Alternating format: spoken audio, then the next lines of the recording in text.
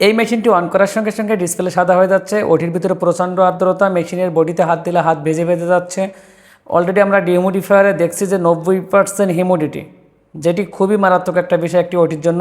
45 থেকে 50-এর নিচে থাকতে হবে হিউমিডিটি, এবং যার ফলে যে ডিসপ্লেটা জ্বলতেছিল ওর পিছে কোম্পানির তৈরি একটা মিনি পিসি থাকে যেটি পুরো মেশিনকে কন্ট্রোল করে। এবং এই মিনি পিসিতে মেন প্রবলেম, আমি প্রবলেমটা শনাক্ত করে সেই পার্টসটি রিপ্লেস করছি। আপনারা দেখছেন repair video power by Mediscience engineering and technology. এই ধরনের ছোট ছোট ক্ষুদ্র যে সার্কিটগুলো, এগুলো মেরামত করা এরকম খোলামেলা জায়গায় ভীষণ টাফ। এগুলো ল্যাবে করতে পারলে একটি ইঞ্জিনিয়ারের জন্য খুবই সুবিধা হয়। আমাদের সবগুলো হাইটেক মেশিন এবং অনেক ভারী ভারী মেশিন, যার ফলে আমাদের ফিল্ডে গিয়েই কাজ করতে হয়। ওটির ভিতরে বসে বা বাইরে খোলা কোথাও স্থানে আমাদের বসে মেরামত করতে হয়। এই জন্য সকল টুলস আমাদের টুলস ব্যাগে করে নিয়ে যাইতে হয়।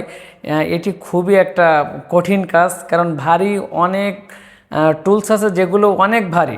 একটি ব্যাগের ওয়েট হয় 18 থেকে 20 কেজির মতো। আমি মিটার দিয়ে চেক করব যে আসলে আমি যে পার্টসটি ওখানে নতুন করে ইনস্টল করছি সঠিকভাবে বসছে কিনা এবং তার রিডিংটা ঠিক আছে কিনা, আশেপাশে কোথাও শর্ট আছে কিনা, এটি আমি পরীক্ষা করব। আমি পাশে আরেকটি নষ্ট বোর্ড ছিল, তার সঙ্গে আর কি কম্পেয়ার করে মেজারমেন্ট নেওয়ার চেষ্টা করছি, এবং ফাইনালি আমি খুবই ভালোভাবে আইসিটি পরিবর্তন করতে পারছি এবং ডিসপ্লে সংযোগ দিয়ে আমি এবার পরীক্ষা করব। ডিসপ্লে সংযোগ খুবই যত্ন সহকারে, অবশ্যই কানেক্ট না করলে ডিসপ্লের আউটপুট কিন্তু ভালো হবে না। আমি সব কিছু সুন্দরভাবে কানেক্ট করার চেষ্টা করছি, এবং একটু পরে আমরা মেশিনের সঙ্গে কানেক্ট করে পরীক্ষা করব আসলে এটা সঠিকভাবে লাগছে কিনা। আর আমি যে মেশিনটি কাজ করছি একটি C-arm মেশিন, যেটি অর্থোপেডিক্সের ওটিতে ব্যবহার হয় বেশিরভাগে। আমি এবার মেশিনের সঙ্গে সংযোগ দিব। মূলত এই ডিভাইসটির সঙ্গে 4টি তার কানেক্ট হবে, 2টি পাওয়ারের জন্য এবং 2টি কেবল ডাটার জন্য। আমি প্রথমে পাওয়ার সংযোগ দিব।